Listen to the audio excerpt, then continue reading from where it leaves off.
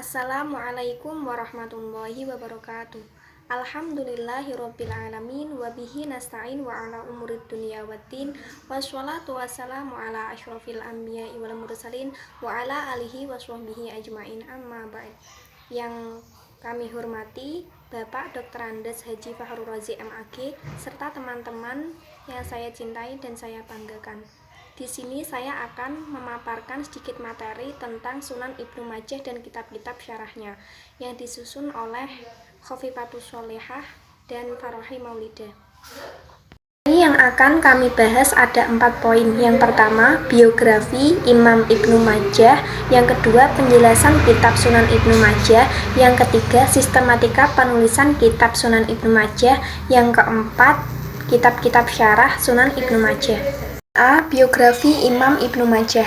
Nama lengkapnya adalah Muhammad Ibni Yazid Al-Robai Al-Khoswini Abu Abdillah Ibni Majah Al-Hafiz. Beliau lahir pada tahun 209 Hijriah atau 824 Masehi dan meninggal pada 20 Ramadan 273 Hijriah atau 18 Februari 887 Masehi. Sejak umur 15 tahun, ia mulai belajar hadis kepada salah seorang ulama yang bernama Ali bin Muhammad Al-Tanasafi. Wafat 223 Hijriah. Ibnu Majah telah menyusun kitab dalam berbagai cabang ilmu. Bahkan ia dikenal sebagai muhaddis, mufasir, dan mu'arrikh. Poin B. Penjelasan kitab Sunan Ibnu Majah. Sunan Ibnu Majah merupakan kitab yang berisi himpunan hadis Rasul Shallallahu Alaihi Wasallam yang disusun oleh Imam Ibnu Majah yang bernama asli Abu Abdillah Muhammad bin Yazid Al-Khoswini. Kitab ini merupakan karya paling monumental Imam Ibnu Majah dari karya-karyanya yang lain. Kitab ini juga yang telah membuat beliau dikenal sebagai ahli hadis. Salah satu kitab Al-Kutub As-Sittah atau 6 kitab induk hadis yang menjadi rujukan umat Islam dalam beribadah dan penentuan hukum. Kemudian tentang sistematika penulisan kitab Sunan Ibnu Majah. Secara umum, dapat kita lihat bahwa kitab Sunan Ibnu Majah dibagi ke dalam beberapa bagian atau yang kita sebut sebagai kitab. Kemudian di dalam setiap bagian dibagi lagi menjadi beberapa tema atau yang bisa disebut dengan bab. Kitab ini disusun berdasarkan bab fikih.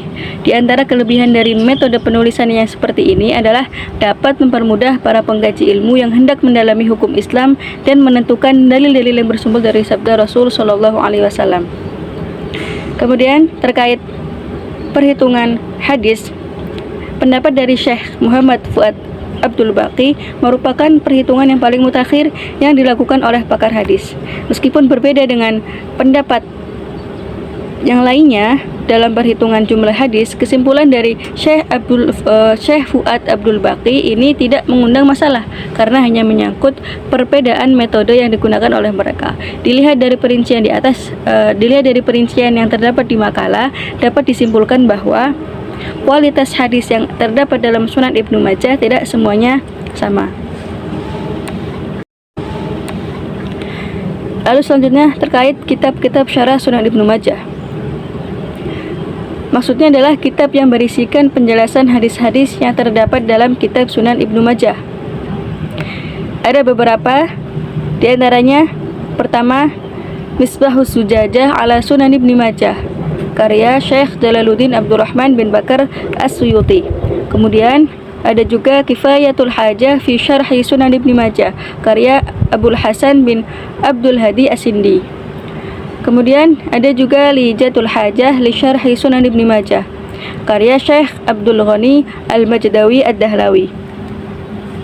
Lalu ada Misbahus Zujajah fi Fawaid Ibnu Majah yang ditulis oleh Syekh Ahmad bin Abi Bakar bin Ismail Al-Busiri. Kemudian ada juga kitab Ma Yaliku min Halil Lughat wa Syarhil Mushkilat, karya Syekh Al-Fakhr Al-Hasan Al-Kankuhi. Kemudian yang terakhir ada kitab Mukhtasaru ma tamassu ilaihil hajah liman yutali'u Sunan Ibnu Majah, karya Syekh An-Nu'mani. Demikian paparan materi dari kami. Apabila ada kesalahan, kami minta maaf yang sebesar-besarnya. Akhirul kalam, wassalamualaikum warahmatullahi wabarakatuh.